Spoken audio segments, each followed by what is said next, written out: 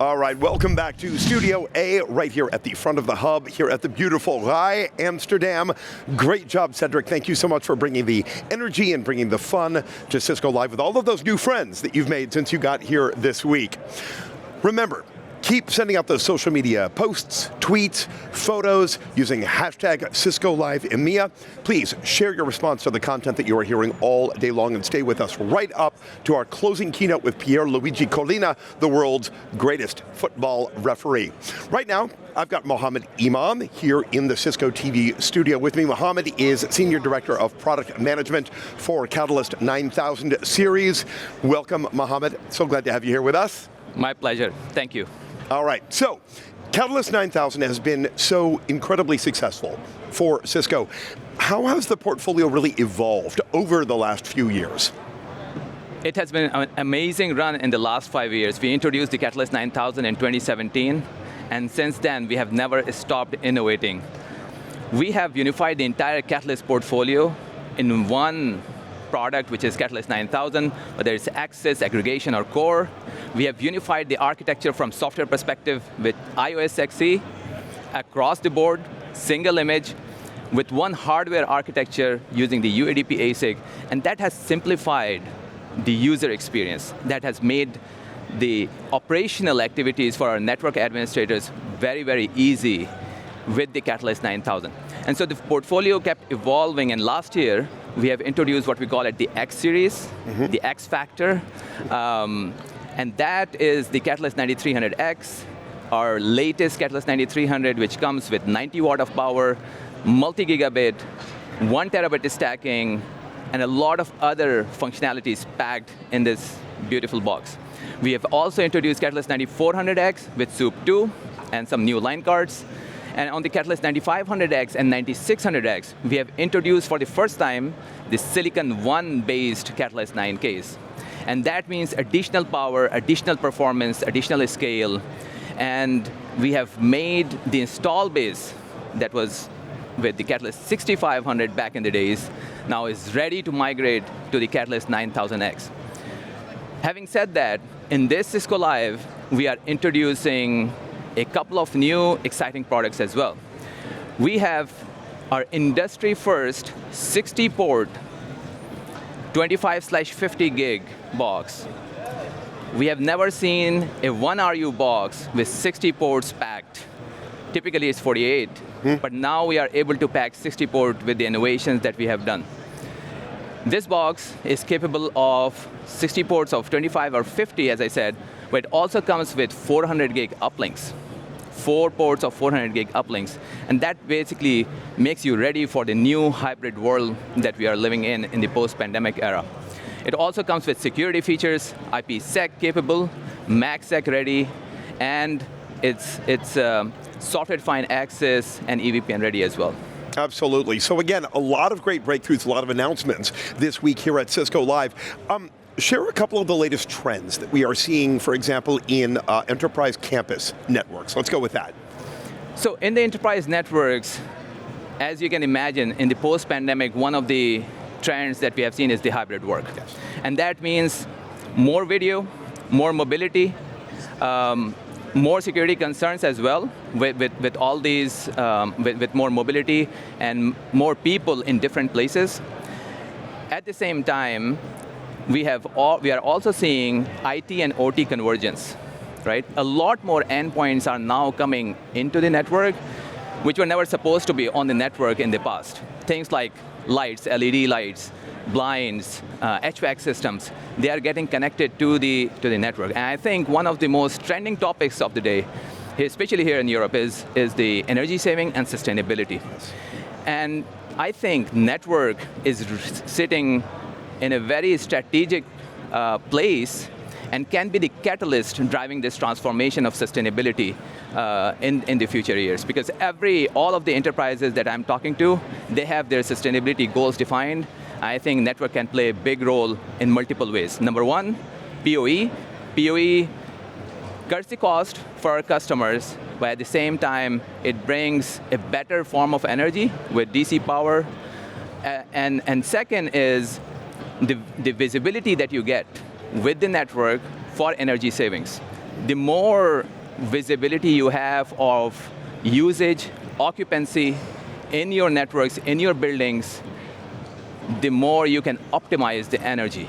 And so that making our buildings smarter with the smart buildings architectures, I think that is something that is going to drive sustainability from network perspective. Great. So we've got about 20 seconds left here in this section. Tell me quickly about security. How do we keep it all secure for the network? Look, I'd keep it simple. Gone are the days when we could do security port by port. Yeah. We have to take an architecture approach. And it has to be an end-to-end architecture approach with segmentation and policy as the key that you really have to have in the network. So I'll leave it at that.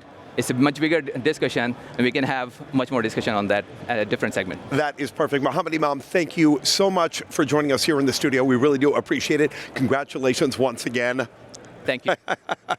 All right, next up, we are going to go back out to Rob Boyd. This time, Rob is in the NOC, and the NOC is always one of our most popular and interesting areas here at Cisco Live. Rob, I see you've corralled one of our distinguished engineers. You found Joe Clark. I have. Yes, I thought everybody recognizes Joe Clark. Thank you so much, Steve. Joe, always easy to recognize because he never looks any older. I don't know what his secret is. He's not willing to share. Dorian Gray painting. Dorian Gray painting is doing the aging for him. Yeah. Well, Joe, you guys seem to have done a fabulous job because I haven't had to think about what y'all are doing here, which to me is kind of That's the what way we it aim works. for. Yeah. We got here on January 26th, rolled the core in from the Cisco offices here in Amsterdam, and we have been building it out ever since. It's been great to be back here after 3 years in Europe doing Cisco Live. So we wanted to balance a little bit of the new with the known, and I think we've built a great network. And you can come by here in the hub to the NOC and see the heartbeat of that network. We have the statistics. We have a picture of our Core 1 data center. We have been doing just almost 50 terabytes of traffic to the internet since we started, and we have a great team, 60 people on site, watching things, making sure we don't have any issues, and when we do find things, we jump on them. We make sure that our attendees have the best possible experience, because we only have 5 days to make that great impression. Well, I'm curious too, when people are lining up here, what kind of questions are they asking you and your team? They kind of want to know why we did what we did and what we did. On the architecture? On the architecture. Okay. They're like, well, why did you make this decision, or why did you make... Some people think that they want to know, why didn't you go with this technology or that technology? And some of it comes down to making sure that we can keep things with the right amount of complexity.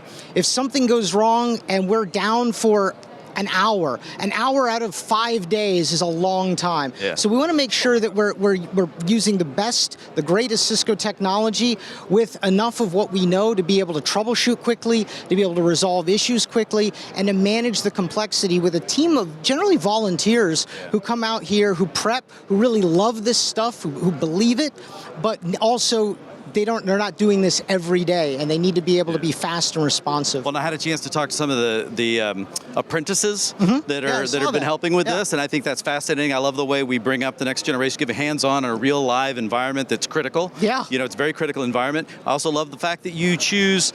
Only Joe Clark would come and say, we need to dial in the right amount of complexity. It's not the way I've always thought of it, but I understand exactly what you're saying there. That works perfect. I'm going to ask you to give up the mic, because I want to talk to NetApp, if you don't mind. I'll let you just hand it over to him. Yeah. Perfect. Joe, thank you so much. I appreciate it. So remind me again, I apologize, what is your name and what are you responsible for here? Yeah, my name is Abhinav. I'm a senior technical marketing engineer from NetApp. And as a NetApp, we have built Metro Cluster. So that is basically your all NOC primary workloads are running. Yeah. So this year we did a technology refresh. So we replaced the controller and we did all the data migration to the new stack. So the entire primary NOC computes are running on NetApp.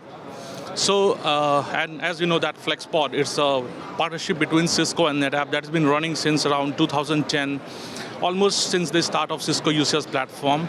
And in FlexPod, we produce validated reference architecture, wherein we call it as Cisco validated design and NetApp verified architecture. I've depended on those CVDs in quite a few different areas, but you guys have a lot of variations of that, which I appreciate. That's true. So we cover all best practices that comes in building the stack properly, and customer can deploy based on the workload requirements. So that's the beauty of that. And we have been done almost 200 plus CVDs. Yeah. So we capture all kind of application requirements, being with a generic VMware-based application, or could be a healthcare, AI/ML, and VDI especially. And if you talk about some app modernization, for example, OpenShift. So we cover a large variety of workloads. Okay. Well, I know that you guys have worked with the teams here, and it's the flexibility, the modularity of the FlexPod architecture specifically that makes it attractive. But are there any points that you would say, even from a sales standpoint, why would someone be interested in FlexPod as being the easy-to-use architecture for their compute and data? Yeah, sure. So first of all, it's a data center in a rack, and you will get a lot of flexibility based on, you can deploy it on a small or medium business enterprise. And now we can also connect it to the hybrid cloud. So you can move your data across on-prem to the cloud in case of any disaster recovery. And with this, the design of Metro cluster, both data center are active, and they appear as a DR group for each other. So in case even the live Cisco live event is running on the NOC, in case if any of the FlexPod or any of the site is getting affected, we can quickly recover the entire stack within 5 minutes. So that's the beauty of that. So the recovery abilities, it's really the resilience, give you that confidence and the trust that you're going to be able to do what you want. Okay, so I'm getting a time check on the studio. We're good to go. I want to thank you so much for your time and your partnership. Yeah. Guys, we'll head back over to you in the studio now. Thank you. All right, Rob, thank you so much. I really do appreciate it. Great job, Joe. Great job, Abhinav. The NOC is just, it's so cool. All week long here in Amsterdam, we have been talking about zero trust. Well, yesterday we saw a great iTalk with Lothar Renner and TK Chianini on how to frustrate attackers and not frustrate users using zero trust for the multi-environment IT. Well, we're about to replay that session for you right now. We're going to meet you right back here on the other side in Studio A. We're going to roll that VT in just a moment. When we're talking about zero trust, the multi-cloud environment is so interesting. Why? Lack of visibility. We have constantly evolving cyber threats that are the new reality. The perimeter continues to shift constantly, and as hybrid continues to explode and get bigger and bigger and bigger, that perimeter is just going to push out further and create a much larger potential threat surface for us to deal with. Well, this is really where zero trust comes into play, to make sure that the right people are accessing the right applications, the right capabilities, and the right locations, and really do their job in the best way possible. Let's go ahead and roll that VT, and like I said, I'll meet you right back here very shortly. Here we go.